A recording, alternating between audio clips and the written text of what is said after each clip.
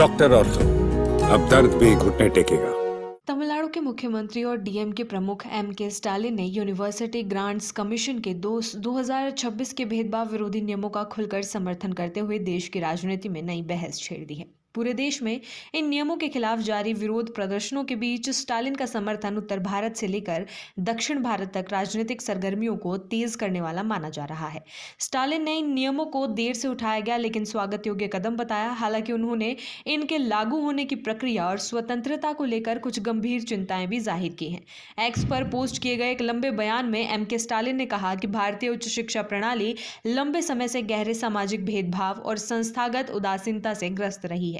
उनके अनुसार विश्वविद्यालयों और कॉलेजों में समानता सुनिश्चित करना किसी वैचारिक बहस का विषय नहीं बल्कि एक अनिवार्य सामाजिक आवश्यकता है। स्टालिन ने बढ़ते विरोध के बावजूद इन नियमों का बचाव करते हुए कहा कि सुधार उच्च शिक्षा संस्थानों को अधिक समावेशी और न्यायपूर्ण बनाने की दिशा में एक जरूरी कदम है। स्टालिन की टिप्पणी ऐसे समय में आई है जब ऊंची जाति के हिंदू संगठनों और सामान्य वर्ग से जुड़े कुछ समूहों द्वारा यूजीसी के इन नए नियमों के खिलाफ एक व्यापक अभियान चलाया जा रहा है। प्रदर्शनकारियों का आरोप है कि जाति और अन्य प्रकार के भेदभाव से जुड़े नए प्रावधान सामान्य वर्ग के छात्रों और शिक्षकों को संभावित अपराधी के रूप में पेश करते हैं।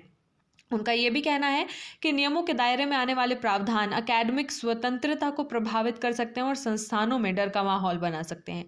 इन आरोपों पर प्रतिक्रिया देते हुए एम.के. स्टालिन ने इस विरोध को पिछड़ी सोच का परिणाम बताया। उन्होंने कहा कि सामाजिक न्याय और समानता के खिलाफ उठने वाली आवाजें कोई नई बात नहीं है। स्टालिन ने मंडल आयोग की सिफारिशों के लागू होने के समय हुए विरोध का जिक्र करते हुए कहा कि तब भी इसी तरह के तर्क दिए गए थे, लेकिन समय ने साबित किया कि आरक्षण और समावेशी नीतियां समाज को आगे ले जाने के लिए जरूरी थी। अपने बयान में स्टालिन ने केंद्र सरकार और भारतीय जनता पार्टी पर भी तीखा हमला बोला। उन्होंने कहा कि बीजेपी के सत्ता में आने के बाद से भारतीय उच्च शिक्षा संस्थानों में छात्रों की आत्महत्याओं के मामलों में स्पष्ट बढ़ोतरी हुई है, विशेष रूप से अनुसूचित जाति और अनुसूचित जनजाति के छात्रों के बीच। स्टालिन के अनुसार इसके साथ ही दक्षिण भारत, कश्मीर और अल्पसंख्यक समुदाय से आने वाले छात्रों को भी बार बार निशाना बनाया गया है और उन्हें उत्पीड़न का सामना करना पड़ा है। स्टालिन ने कहा, इस पृष्ठभूमि में समानता की सुरक्षा कोई विकल्प नहीं है बल्कि एक अनिवार्य आवश्यकता है। उन्होंने जोर देकर कहा कि जातिगत भेदभाव को समाप्त करने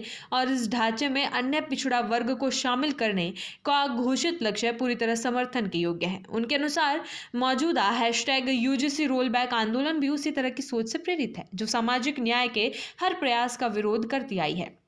डीएम के प्रमुख ने केंद्र सरकार से अपील की कि वो इन नियमों के मूल उद्देश्यों से समझौता ना करे और किसी भी राजनीतिक या सामाजिक दबाव के आगे ना झुके। उन्होंने कहा कि अगर सरकार इन नियमों को कमजोर करती है तो ये उन लाखों छात्रों के साथ अन्याय होगा जो आज भी शिक्षा संस्थानों में भेदभाव का सामना कर रहे हैं। हालांकि स्टालिन ने नियमों के क्रियान्वयन को लेकर कुछ अहम सवाल भी उठाए।